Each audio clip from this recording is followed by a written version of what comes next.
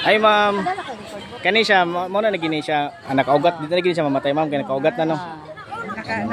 Kuan siya buho siya na. So mga kani pila ni ka years ni ma'am dako. Kuan siya 1999 na mo gi. Kani 1999? Taod gyud siya ba? So ang kuan ang mo protect sa iya kanang yung mga ugat. Kanang ugat niya. Okay. Kung mag-high tide na siya, mabot ang tubig dia. 2.4 abot ang tubig dira. So unsay unsay katabang gid ani ma'am kaning kuan mangrove?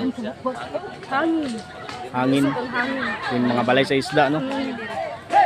Nato diri ang mga isda po di ulaman ning kanang sana kanang murag sidlinganan gani sa mga kanang mga crabs. Okay. So dagan kay crabs dari.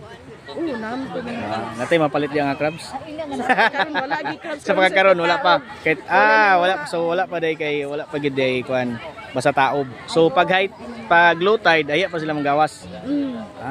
Okay. Sige. Unsay kuan nimo diri ma'am? Kamo gi caretaker dire? Okay si ma'am. Naambot lang. Ay ma'am. Unsay ngalan niyo ma'am? LB.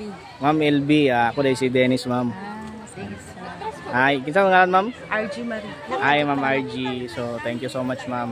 So nagid mi diri sa Barangay Amoros no, Zone 1 C no, bye-bye kay nagtanom ta og mangrove para na sila natay nindot na hangin, balayan sa isda.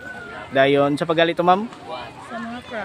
Sa mga crabs no, dagan kayo pag mag-low tide manggawas daw kuno ang crabs. Diri sila manugsok sila kuan. Okay.